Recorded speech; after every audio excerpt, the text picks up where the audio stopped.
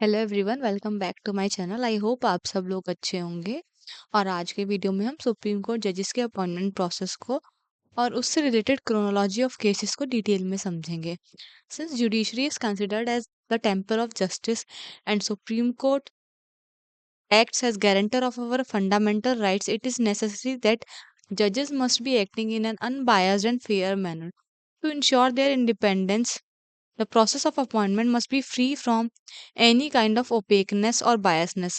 Further, it must not be influenced by the majority government or any kind of departmental influence or nepotism. अब हम जजेस के appointment से related constitutional provisions को समझेंगे।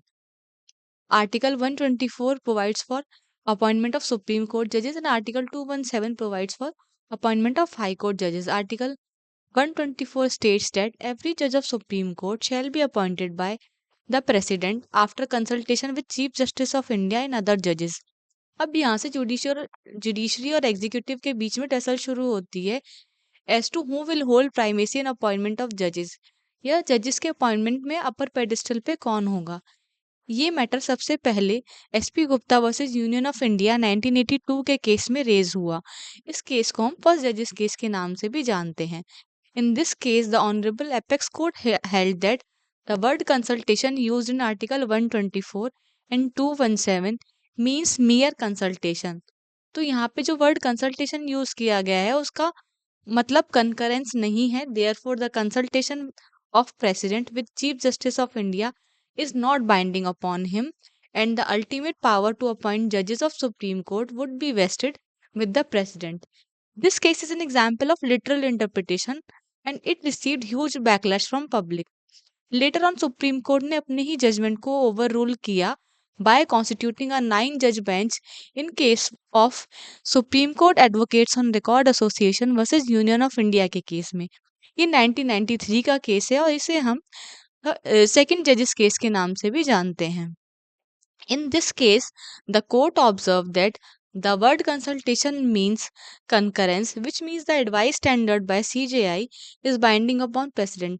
तो यहाँ पे पावर का पूरा शिफ्ट देखने मिला है। जो पावर पहले प्रेसिडेंट में वेस्ट करती थी with respect to appointment of जजेस, वो यहाँ पे अब शिफ्ट होके CJI में वेस्ट करेगी और we can say that chief justice of India will have primacy in appointment of जजेस। इसी वर्डिक्ट से कॉलेजियम सिस्टम का भी बर्थ हुआ।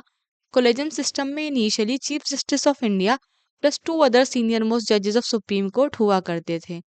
फर्दर इन री प्रेसिडेंशियल रेफरेंस 1998, जिसे हम थर्ड जजेस केस के नाम से भी जानते हैं, सुप्रीम कोर्ट की एडवाइजरी सॉर्ट करने के लिए एक प्रेसिडेंशियल रेफरेंस रेफर किया गया by then president KR Narayanan.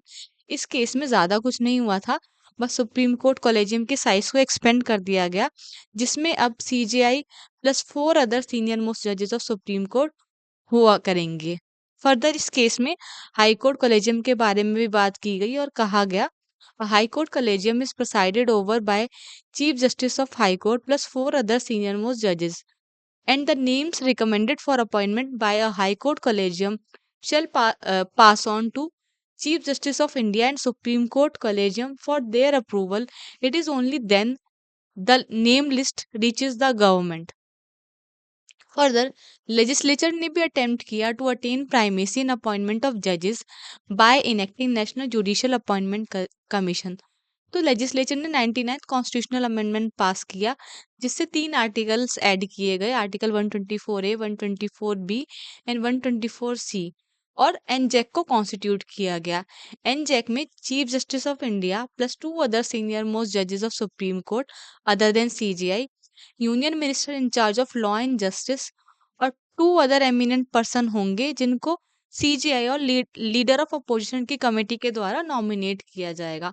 इस कॉन्स्टिट्यूशनल अमेंडमेंट को चैलेंज किया गया in case of supreme court advocates on record association versus union of India 2015 के केस में, और इस केस को हम 4 जजेस केस के नाम से भी जानते हैं। Here the constitutional bench of apex court declared NJAC as unconstitutional as it violates basic structure of Indian Constitution. The court also strike down the provisions laid down under Article 124A to 124C. Further, court observed that primacy of judiciary and appointment of judges cannot be compromised at any cost. Further, in case of Shanti Bhushan versus Supreme Court of India through its registrar 2018, Honorable Court ने observe किया that Chief Justice is the master of roster. क्योंकि he is first among equals, इसलिए chief justice of India ही benches को constitute करते हैं और ये डिसाइड करते हैं कि कौन सा पर्टिकुलर मैटर किस पर्टिकुलर बेंच के द्वारा सुना जाएगा, ये डिसाइड किया जाएगा। अभी जो प्रेजेंट कॉलेजियम सिस्टम की हमने बात की है, उसे हम एक फुल प्रूफ सिस्टम नहीं कह सकते, since there are high chances of nepotism, biasness and indeed transparency is missing. It is for this reason we need to adopt a medium course of path where the balance must be maintained between independence of judiciary and a much fairer process for appointment of judges. अभी पूरा appointment process cases की chronology हमने समझी, क्योंकि recently the newly appointed CJI Justice Suryakant said that the court will consider to revive NJAC and collegium system for appointment of judges. तो recently court के सामने एक पिटीशन फाइल की गई जिसमें पिटिशनर्स ने आर्ग्यू किया that the 2015 judgment, that is 4 judges case, should be rendered as void ab initio as it revived collegium system. और पिटिशनर्स का ऐसा मानना है that collegium system is synonymous to nepotism and favoritism, to which Honorable CJI remarked that we will consider NJAC for appointment of judges. That's all for this video. Thanks for watching. Like, share and subscribe my channel. Hello everyone, welcome back to my channel. I hope आप सब लोग अच्छे होंगे। और आज